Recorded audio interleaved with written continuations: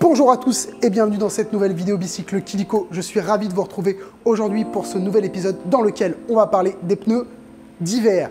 Et je vais vous aider à choisir la taille, si vous voulez mettre des clous ou pas, je vais vous expliquer les différences. Mais avant de commencer, je voudrais vous remercier à être de plus en plus nombreux à nous suivre sur nos réseaux sociaux et notamment sur cette chaîne YouTube. Et si vous n'êtes pas déjà abonné, je vous invite à le faire dès à présent et à cocher la cloche des notifications pour ne rien rater de nos prochaines vidéos. Et tout de suite, on commence avec le sujet du jour, les pneus d'hiver. C'est parti!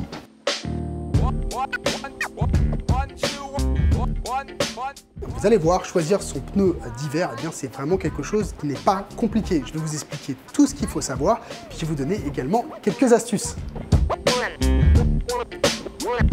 Alors la première chose à savoir, c'est que c'est comme en auto, on change son pneu en hiver parce qu'on veut une gomme qui soit plus tendre, qui soit plus adaptée aux conditions climatiques, qui ne va pas durcir quand les températures vont devenir vraiment très froides. Et également, on veut un pneu avec des patterns à l'intérieur qui soit beaucoup plus agressif qu'un pneu d'été, qui est plus un pneu pour du rendement, pour avoir une bonne vitesse. Là, ce qu'on veut, c'est un pneu qui soit capable d'évacuer le plus possible les débris, la boue, l'eau et la neige. Ça, direction votre pneu actuel, vous regardez sur le flanc, il y a une inscription qui vous indique la taille du pneu que vous avez actuellement. Alors souvent c'est deux chiffres, le premier correspondant au diamètre de votre roue et le deuxième, c'est la largeur. Alors il existe trois grandes catégories de diamètre de roue, le 700C dont est équipé ce de Vinci juste derrière moi. Également la plupart des vélos de route et la plupart des vélos hybrides et de ville sont équipés de ce diamètre. Il existe également le 27,5 ou 650B qui est plutôt équipé sur les vélos de montagne ou sur les vélos de gravel actuels, et enfin le 26 pouces qui est un standard d'il y a quelques années. Une fois que vous avez déterminé le bon pneu, il va falloir déterminer quel type de cycliste vous êtes. Êtes-vous un cycliste intrépide qui va braver les éléments, peu importe les conditions, qu'il neige, qu'il pleuve, qu'il vente, vous allez commuter tous les jours, éventuellement même sur des longues distances, là, l'idéal pour vous, ça va être d'avoir deux pneus à clous, un à l'avant et un à l'arrière. Alors il existe différents modèles. Ici j'ai le Schwalbe Marathon dans sa version hivernale, c'est un pneu qui est très populaire toute l'année pour les vélos de ville notamment. Et puis ici j'ai la marque 45 North qui est donc une marque qui fait traditionnellement des pneus pour les fat bikes mais qui propose également des pneus pour la ville et pour les hybrides. Et pour faire un petit parallèle avec le fat bike dont je parlais tantôt, il faut savoir que sur le fat bike c'est tout l'inverse que sur les vélos de ville. On a des pneus très gros parce qu'on veut flotter sur la neige.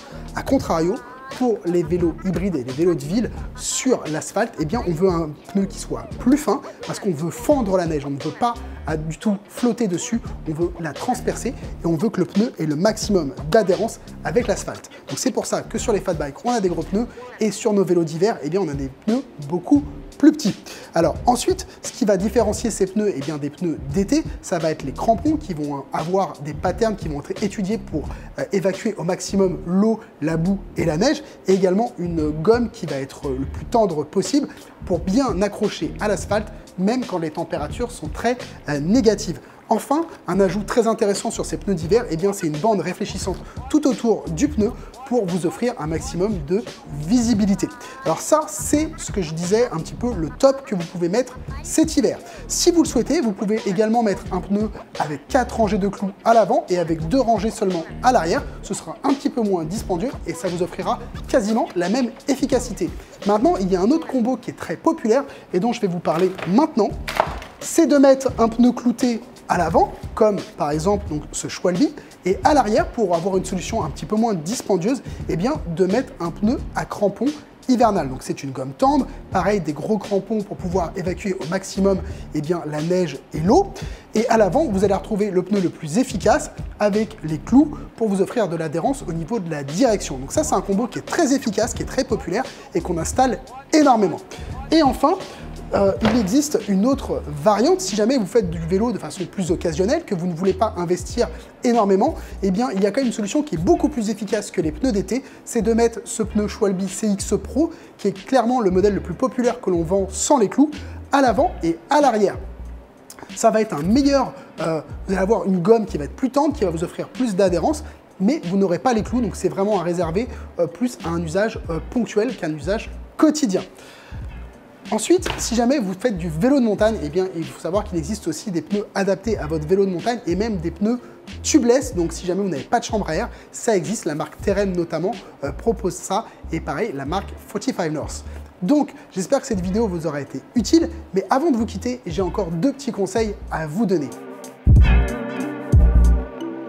Le premier, eh bien, c'est de bien respecter une pression adéquate l'hiver. L'hiver, il faut baisser légèrement la pression sur ces pneus pour 2 raisons. 1, parce que ça va vous offrir plus de confort, et 2, parce que ça va permettre aux pneus d'avoir une plus grande surface d'adhérence au sol. Si vous ne savez pas quelle pression mettre sur votre pneu, c'est très facile, c'est également indiqué sur les flancs de votre pneu, c'est exprimé en bar ou en PSI.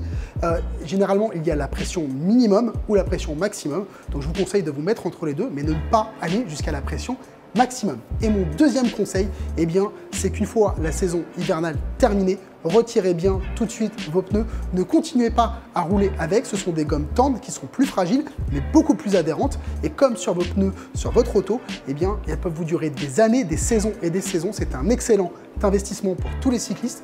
Et si vous voulez les garder longtemps, eh bien, ne les gardez pas en dehors des saisons hivernales. Donc j'espère que maintenant, cette vidéo vous aura vraiment été utile. Si vous avez des questions, n'hésitez pas à les laisser dans les commentaires juste en dessous. Et puis ça nous fera vraiment plaisir d'y répondre. Si vous avez aimé cette vidéo, laissez-lui un pouce bleu, partagez-la avec vos amis. Et on se dit à très bientôt dans une prochaine vidéo Bicycle Kilico. À bientôt!